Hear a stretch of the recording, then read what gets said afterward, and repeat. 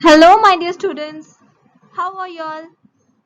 I hope y'all are enjoying the online classes and also enjoying the different videos that are shared by the teachers.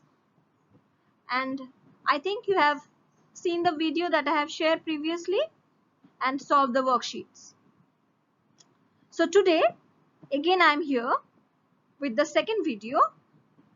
In this video, I shall be concluding chapter 1, which is early calculating devices.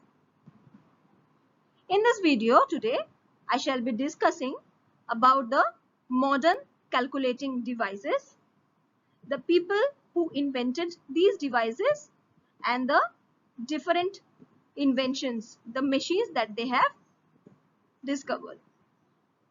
I shall also be discussing about the different generation of computers, the first, second, third, fourth and fifth generation, and shall be discussing about the features of different generation of computers.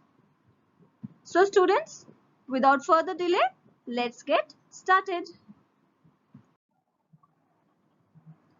In my previous video, I discussed about the early computing devices.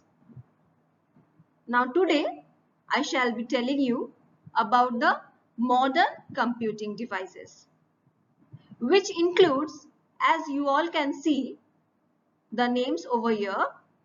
They are the Atanasoff Berry computer, the Harvard Mark I, the ENIAC and the UNIVAC.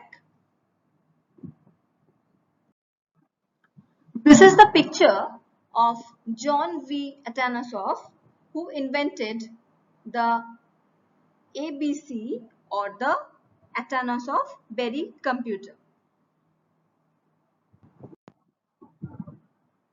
And here you can see the picture of Howard H. Aiken, who invented the Mark I.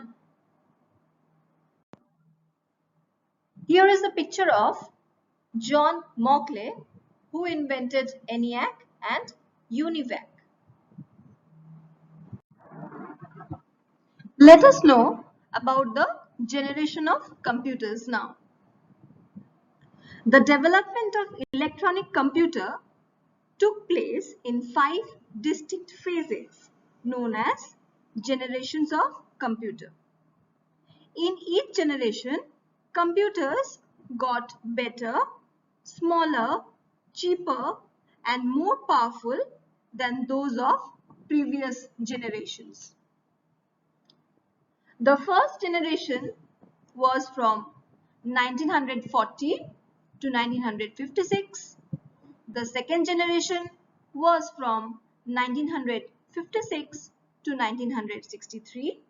The third generation was from 1963 to 1971. The fourth generation was 1971 till the present date, and fifth generation is the present day and our future computers. So let us now know about the first generation computers, which was from 1940 to 1956. These computers were based on vacuum tubes. They consumed a lot of electricity. They were very huge and costly. They needed air conditioning to cool down the machine. They used slower input-output devices and were very unreliable. They were supported by only machine language. These were non-portable computers and they generated a lot of heat during its working. Here you can see the examples of first generation computers. They are ENIAC, EDVAC, UNIVAC, IBM 701 and IBM 650. Also here you can see the picture of the first generation computer, and in the left hand side you can see the picture of vacuum tubes that were used to make the first generation computer. The period of second generation computer were from 1956 to 1963. The features of second generation computers are: they were faster than the first generation computers, they were based on transistors, programming was done in machine and assembly language, they used magnetic tapes to store data, they were smaller in size than the first generation computers, they were also cheaper than the first generation computers and produced lesser heat. Here are some of the examples of second generation computers. They are UNIVAC 1107, IBM 1401, IBM 7090 and IBM 7094. Some of the examples of second generation computers are UNIVAC 1107, IBM 1401, IBM 7090, IBM 7094.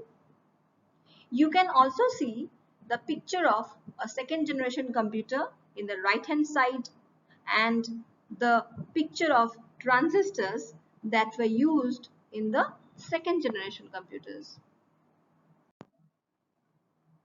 Now let us know about the third generation of computers.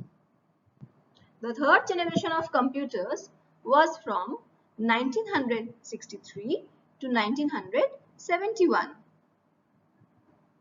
Integrated circuits were used in the third generation of computers.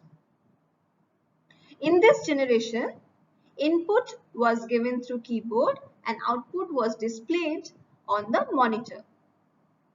The keyboard and monitor were interfaced through the operating system. The operating system allowed different applications to run at the same time. The computers in the third generation produced less heat, they were smaller in size and lower in cost. So let us now sum up the points of the third generation of computers. First one, they used ICs or integrated circuits. Second, they consumed less power. Third, they were using high-level language for programming. Fourth, they generated less heat. Fifth, they were smaller in size. Sixth, they were lower in cost. Seventh, they could perform calculation in nanoseconds. And last point, the storage capacity was much more than the second generation of computers.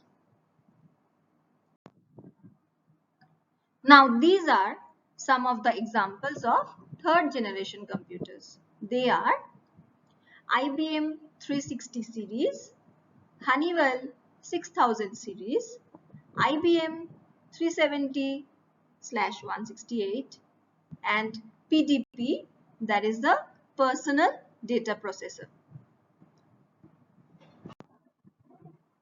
Few examples of third generation computers are as follows: IBM 360 series, Honeywell 6000 series, IBM 370/168 and PDP, the personal data processor. In the right hand side here you can see the picture of a third generation computer, and in the left hand side you can see the picture of the ICs that were introduced in the third generation computers. Let us know about the features of the fourth generation computers. They use microprocessor based systems. Portable computers were actually introduced in fourth generation computers. They are used in virtual reality, simulation, animation, etc. They were smaller in size than the third generation computers, and most importantly, internet was introduced during the fourth generation computers. Now here are some of the examples of fourth generation computers. They are IBM 4341, DEC 10, Star 1000 and PUP 11. Again, in the right hand side you can see the picture of a fourth generation computer, our normal desktop, and in the left hand side you can see the picture of a microprocessor. Now children, we shall be learning about the fifth generation of computers. These are the present day computers and the future computers. So let us know what are the features of these type of computers. These computers will use super large scale integrated chips. They will be having artificial intelligence. They will recognize images and graphics. Next, they will be able to use multiple CPUs, and they will be based on development of natural language processing. So now you see we have understood the different generations, as I have explained about the first, second, third, fourth and the fifth generation of computers. And I hope you have understood all the points that I have discussed in this video regarding the inventors and their inventions. So please go through this video and remember the points nicely. See here students, these are the pictures of fifth generation computers. Our very known laptop, which is a part of fifth generation computer, and the future computers, the robots, which uses the artificial intelligence. So children, thank you for watching this video. I hope you have liked it. I hope you have understood it. Whatever points I have shown in this, the inventors and their inventions, the different generations of computers, I hope you have understood everything and liked it. And what do you do now? Your work is to solve the worksheet, which is based on this video only. So keep watching and please wait for my upcoming video. Bye bye.